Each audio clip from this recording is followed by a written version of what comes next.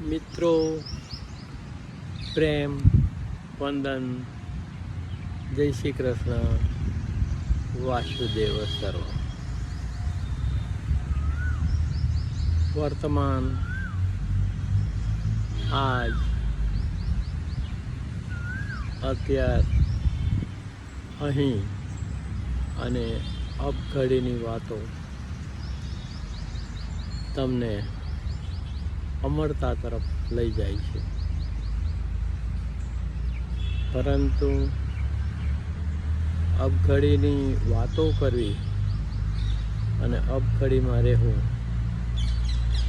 એમની વચ્ચે જોજનોના જોજન અંતર છે.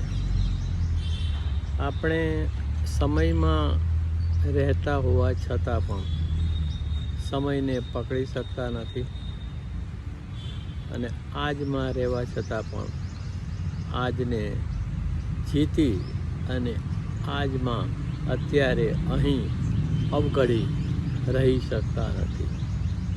એક નાનકડું સ્ફુરણ હમણાં 10-15 મિનિટ પહેલાં જ કર્યું છે, લખ્યું છે.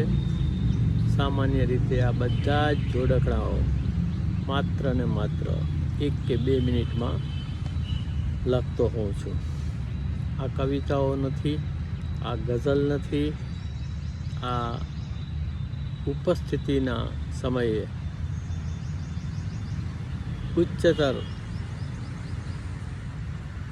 પ્રભાવોની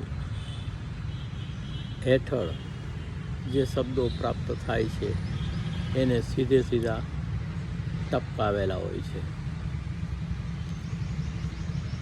હવે જીવનમાં નથી રે કાલો, હવે જીવનમાં નથી રે કાલો, આત્મન જીવે આજ રે વાલો.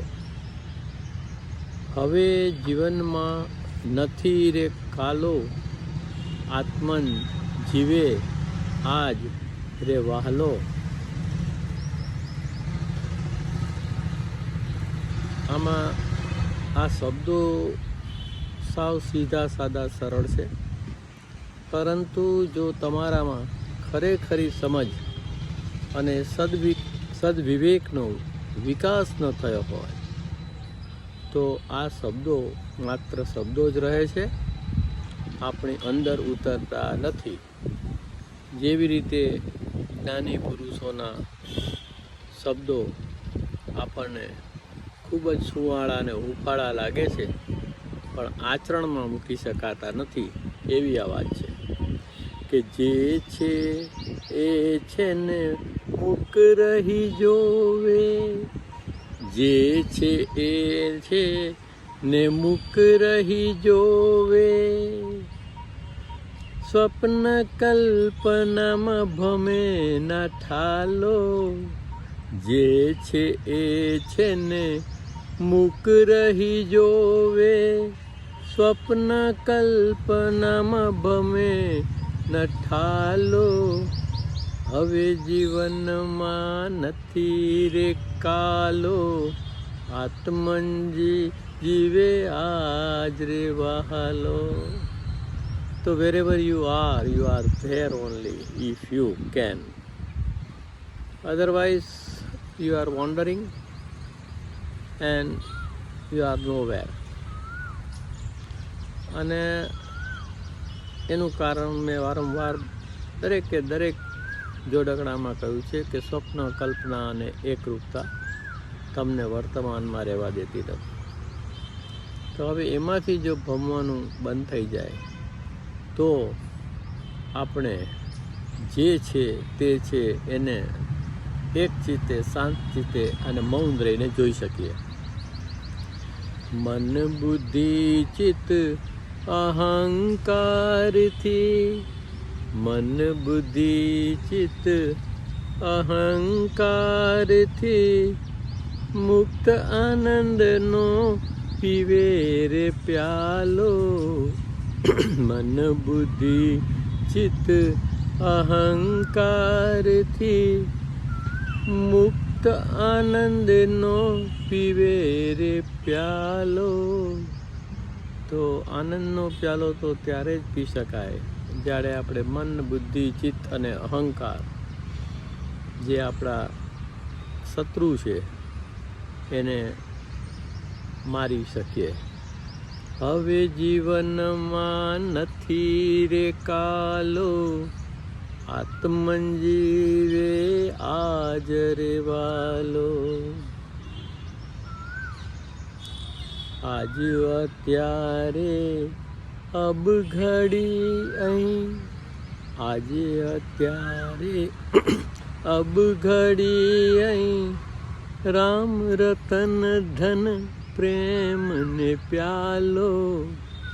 આજ અત્યારે અહીં અબ ઘડી, રામ રતન ધન પ્રેમ ને પ્યાલો. હવે જીવનમાં નથી રે કાલો, આત્મન જીવે આજ રે વાલો. તો if you are here and નાઉ,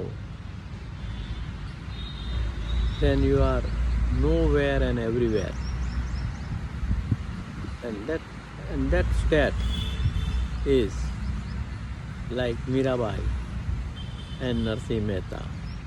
પાયો જી મેને રામ રતન ધન પાયો. અને મહેતાની જેમ અખિલ બ્રહ્માંડમાં એક તું શ્રીહરિ. આ બેની અનુભૂતિ વર્તમાનની હાજર ક્ષણમાં જ શક્ય છે અને હકીકત છે. એમાં જરાય આભાસ નથી. આજ અત્યારે અહીં અબ ઘડી, રામ રતન ધન પ્રેમ ને પ્યાલો. હવે જીવનમાં નથી રે કાલો, આત્મન જીવે આજ રે વાહલો. અને છેલ્લે આજે બધું છે એ આપણે આપણા આત્મામાં સ્થિત થવાની વાતો છે. આપણે આપણા સ્વરૂપમાં સ્થિત થવાની વાતો છે.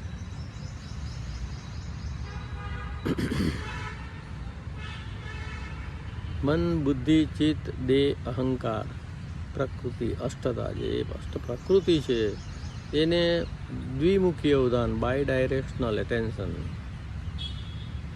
જોનારો છે એ જરાય ભૂલાવો ન જોઈએ. અને એને યાદ રાખી અને જે જોવાનું છે એ જો આપણે જોતા શીખી જઈએ તો એ અવધાનથી તમે અલૌકિક અવસ્થામાં સ્થિત રહો છો. ઓફકોર્સ એ કાયમી નથી હોતી, એના ચમકારા મળતા હોય છે, પણ દિવસના આવા થોડા ચમકારા તમને બાકીની સમયમાં સચ્ચિદાનંદ સ્વરૂપમાં રાખે છે. આત્માથી આત્મામાં જ તુષ્ટ થયો. ગીતામાં કહ્યું છે આત્મન્યેવા આત્મના તુષ્ટ. હે અર્જુન, તું આત્માથી આત્મામાં તુષ્ટ રહે. બીજો અધ્યાય 19-30 શ્લોક.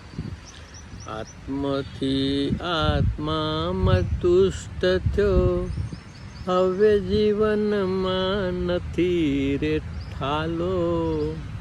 હવે જીવનમાં નથી રે ઠાલો. જીવતો જાગતો છું, પણ જે દુન્યવી જીવન જેને કહ્યું છે એમાં હું ઠાલો નથી. હવે હું રામ રતન ધનનો પ્યાલો છું. હવે જીવનમાં નથી રે કાલો, આત્મનજી જીવે આજ રે વહાલો. પ્રેમ વંદન. જય શ્રી કૃષ્ણ. વાસુદેવ સર્વમ.